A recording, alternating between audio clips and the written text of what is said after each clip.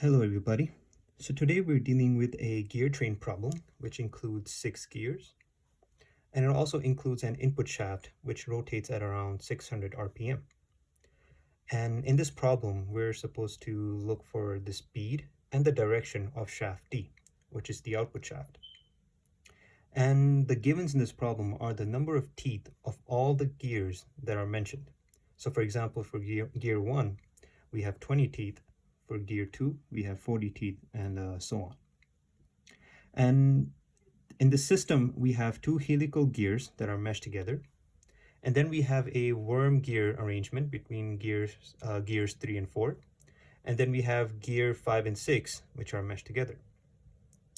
And this diagram is just another perspective of this area. If you're looking at this, if you're looking at it in this way. So we have gears 4 and 5 and 6 that are in this schematic. So where do we begin? Well, when we're dealing with a gear train, one of the most key component is the train value, okay, which is denoted by the letter E, okay? And the train value is basically the ratio of the speed of the last driven gear, which is gear 6 in our case, over the speed of the first driving gear, which is gear 1. So if you have to put this as a formula, so it will be the speed output over the speed input, which is 600. Okay.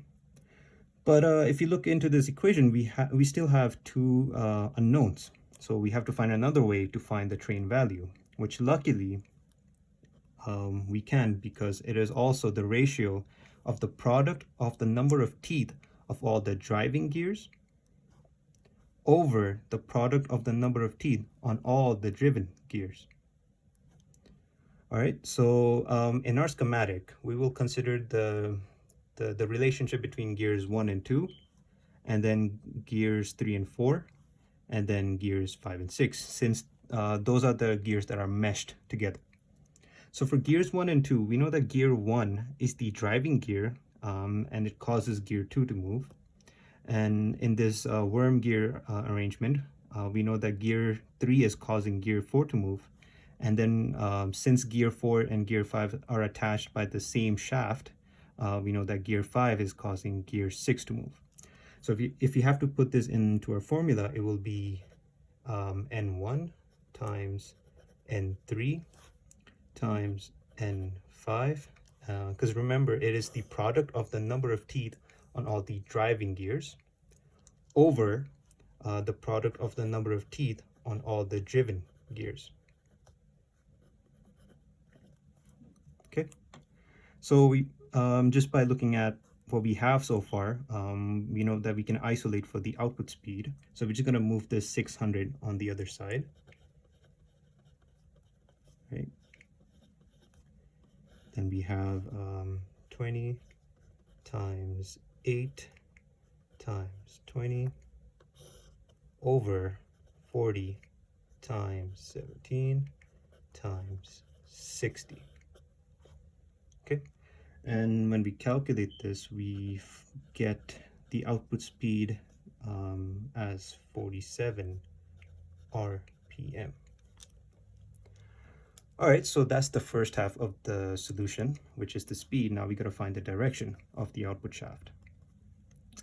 In order to do this, we have to look at the first gear and the first shaft, which is moving at counterclockwise. And due to that movement, it will cause gears 2 and 3 and the shaft between them to move in a clockwise arrangement, right? And since gear 3 is moving in a clockwise arrangement, it will cause gear 4 to move in a counterclockwise arrangement.